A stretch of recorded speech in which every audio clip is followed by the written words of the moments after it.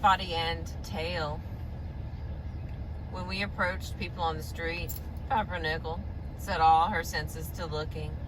If she recognized them, her head would lower ever so slightly, looking up coyly as though over reading glasses, and she would wag her tail low. This was quite different from her approach of a dog she was smitten with, all upright, tail high, posture impeccable, wags soldier-like in their rhythm, or a dog friend, a looser, janglier approach, and even an open mouth grab toward their face, or a gentle bump with her hip along their body. You may be sitting down right now, folded into a comfy chair, or perhaps you're standing on a train to work, book scrunched against another commuter's back. Most likely you don't mean anything by your sitting or standing, or when you walk or lie down. It's just a posture of convenience or comfort. But in other contexts, our very posture conveys information. A catcher crouches, he's prepared for a pitch. A parent crouches and opens his arms, he's inviting a child for a hug. Running, when someone you know approaches, you suddenly stop and greet them. Standing still, when someone you know approaches, you suddenly turn and run. There can be meaning simply in the vigor or slouch of your body. For an animal with a limited vocal repertoire, posture is ever more important. And it appears that dogs use specific postures to make very specific statements. There is a language of the body, formed of pinums made from rumps, heads, ears, legs, and tails. Dogs know how to translate this language intuitively. I learned it after watching hundreds of hours of dogs interacting with each other. We must look like such stiffs to dogs who can express everything from playfulness to aggression to amorous intent by changing the shape of their body and its altitude. By contrast, we are inhibited, straight, backed, mostly stationary or traveling forward, with little excess movement. Occasionally, heavens, we turn a head or arm flamboyantly to the side. But man himself cannot express love and humility by external signs so plainly as does a dog. When with drooping ears, hanging lips, flexuous body, and wagging tail, he meets his beloved master, Charles Darwin. For dogs, posture can announce aggressive intent or shrinking modesty. To simply stand erect at full height, with head and ears up, is to announce readiness to engage and perhaps to be the prime mover in the engagement. Even the hair between the shoulders or at the rump, the hackles, may be standing at attention, serving not just as a visual signage of arousal, but also releasing the odor of the skin glands at the base of the hairs. To exaggerate the whole effect, a dog might stand not just up, but over another dog, head or paws on his back. That's about as declarative a statement as you can make that you are feeling dominant. The opposite body posture, crouching with head down, ears down, and tail tucked away, is submissive. To lie all the way down and expose the belly is even more so. Surprisingly, dogs mind each other's posture more than their height. Dogs do not read simply being taller as being dominant or confident. As we'll see later, it's not quite right to say, as is often said of a bravely forward small dog, he thinks he's a big dog. Actually, he does not. He knows it is posture that matters. This principle of antithesis, that opposing postures communicate opposing emotions, describes much of the expressive scope of dogs. Facial expressions, most visibly in the mouth and ears, mind this principle too. The mouth sweeps from closed to open and relaxed to open, with lips raised, snout wrinkled, and teeth bared. A dog's grin, with jaw closed, is submissive. As the mouth is opened, the arousal increases, and if the teeth are exposed, the look gets aggressive. Coming full circle, a wide opened mouth with teeth mostly covered, a yawn, is not a sign of boredom, as often assumed by analogy with our own yawning. Instead, it may indicate anxiety, timidity, or stress, and is used by dogs to calm themselves or others. The ears can also go through these gymnastics. They can be pricked, relaxed, and down, or folded tightly along the head. Eyeballing another dog directly can be threatening or aggressive.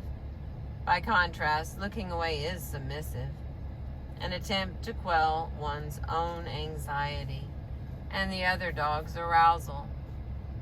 In other words, in each case, there is a range from one extreme to another, representing variation in intensity along an emotional continuum from the relaxed to arousal in fear or alarm.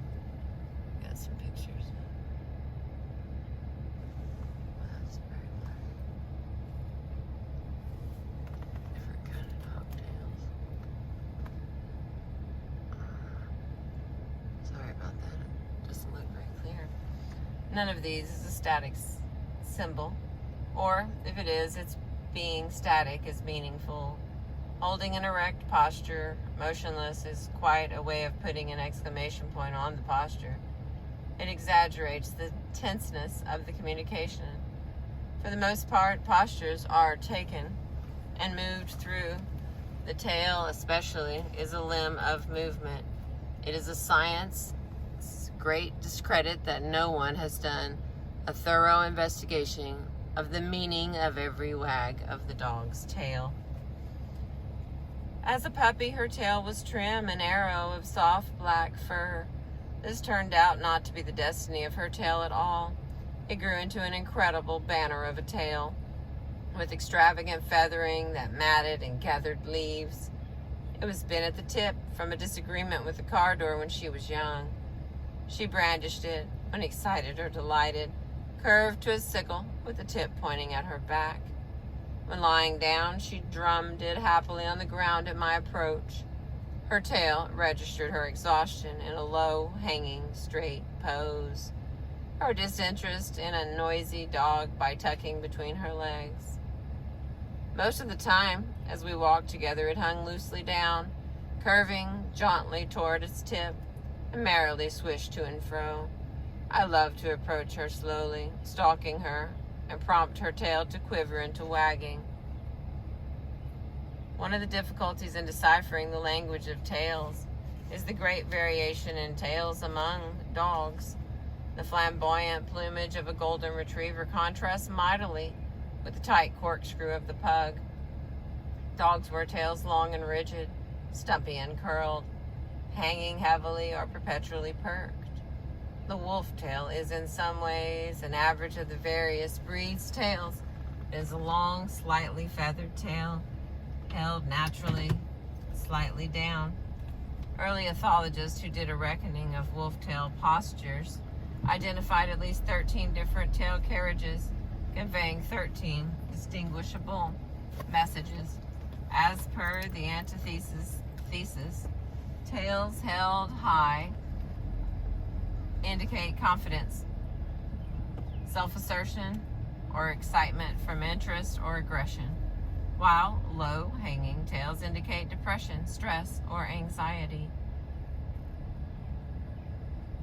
An erect tail also exposes the anal region, allowing a bold dog to air his odor signature. By contrast, a long tail held so low as to curl back between the legs, closing off the rump, is actively submissive and fearful. When a dog is simply waiting around, his tail is relaxed, hanging low, dropped down, but not rigid. A tail gently lifted is a sign of mild interest or alertness. But it is not as simple as that.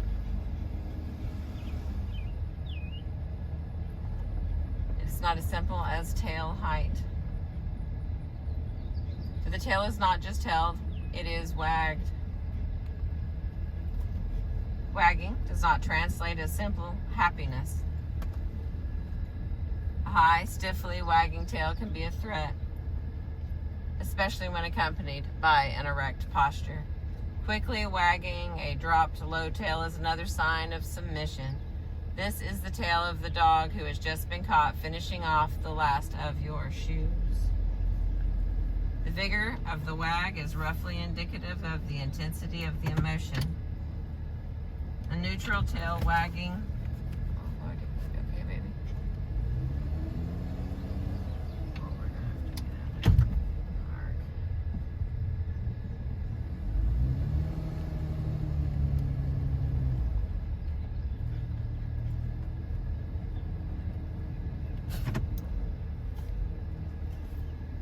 Sorry about that.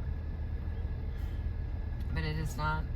Okay, let's see. Wagging does not translate as simply happiness. A high, stiffly wagging tail can be a threat, especially when accompanied by an erect posture. Quickly wagging a dropped low tail is another sign of submission. This is the tail of the dog who has just been caught finishing off the last of your shoes. The vigor of the wag is roughly indicative of the intensity of the emotions. A neutral tail wagging lightly is interested but tentative. A loose, lively, whisking tail accompanies the nose-led search for a ball lost in high grasses or an odor trail discovered on the ground. The familiar happy wag is incredibly different from all of these. The tail is held above or out from the body and strongly draws rough arcs in the air behind it. Unmistakably delight. Even non-wagging is meaningful. Dogs tend to still their tails when attending carefully to a ball in your hand or waiting for you to tell them what's happening next. Researchers interested in the brain of the dog accidentally discovered something about the tail of the dog along the way. The dogs wag asymmetrically. On average, dogs' wags tend more strongly to the right when they suddenly see their owners, or even anything else of some interest, another person or a cat. When presented with an unfamiliar dog, dogs still wag, more than tentative wag than the happy wag, but tending to the left. You might not be able to see this in your own dog unless you watch them wag in slow motion. Video playback, which I highly recommend. Or unless your dog is one of those who wag less back and forth than round and round, inclining to the side.